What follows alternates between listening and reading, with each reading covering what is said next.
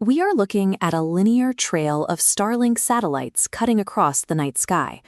As of 2026, low Earth orbit is packed with thousands of active assets just like these. Companies like SpaceX are managing dozens of missions every month, sometimes deploying hundreds of satellites in a single launch window. Below that, there is another surge happening. Universities and agile startups are launching suborbital testing and sounding rockets at a pace we've never seen before. Keeping tabs on all of this hardware used to be a routine operational checklist item. Now it has become a severe technological and regulatory bottleneck. The sheer volume of hardware means that for the 2026 space economy to continue scaling, tracking infrastructure must now match the rapid pace of the launch providers.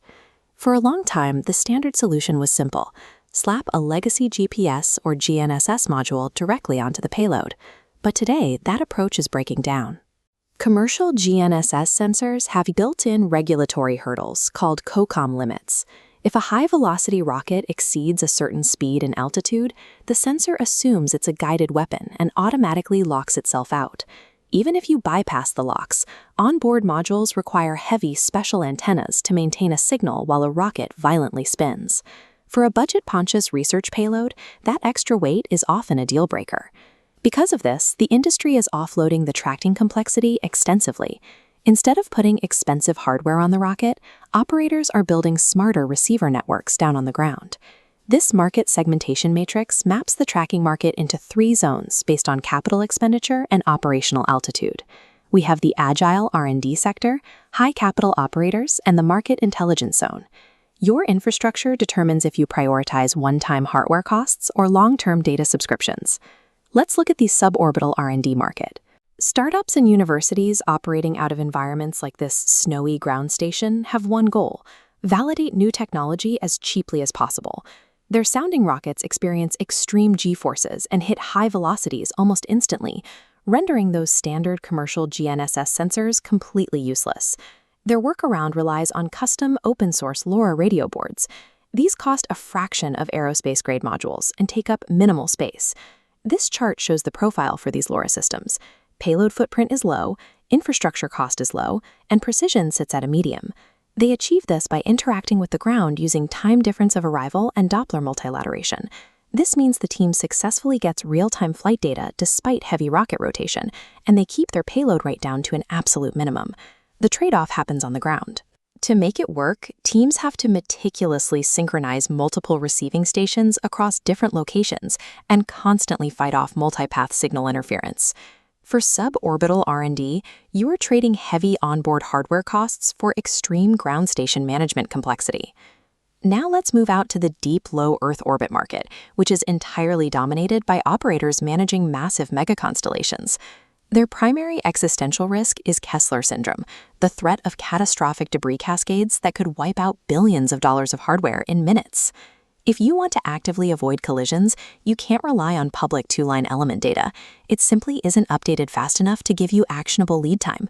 The solution is subscribing to commercial, proliferated phased array radar networks like LEO Labs.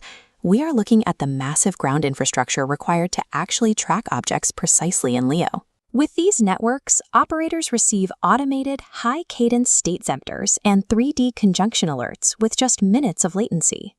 This chart shows the radar tracking profile. Payload footprint is 0, infrastructure cost is a very high operational expense, and precision is incredibly high. You swap a one-time hardware purchase for a permanent subscription. If you operate a mega-constellation, enterprise tracking as a service is mandatory space insurance. You have to fully accept reliance on third-party data to keep your fleet alive. There is a third market segment, the analysts and capital allocators who fund these launches without ever operating the hardware themselves. They have a unique requirement. They need to track the physical locations of satellites, but they also need to track the overall financial health of the companies putting them there. Their tool of choice is a unified SaaS intelligence platform. These combine raw SGP4 orbital tracking algorithms directly with financial and procurement databases. This chart shows the SaaS aggregator profile. Payload footprint is not applicable, infrastructure cost is a medium-tier software subscription, and precision prioritizes breadth over depth. It enables instant due diligence by linking a competitor's physical satellite schedule with their latest funding rounds. The trade-off here is straightforward. You are sacrificing real-time physical precision for data breadth, which means relying heavily on public databases that might carry a slight delay. For investors, space tracking isn't about physics.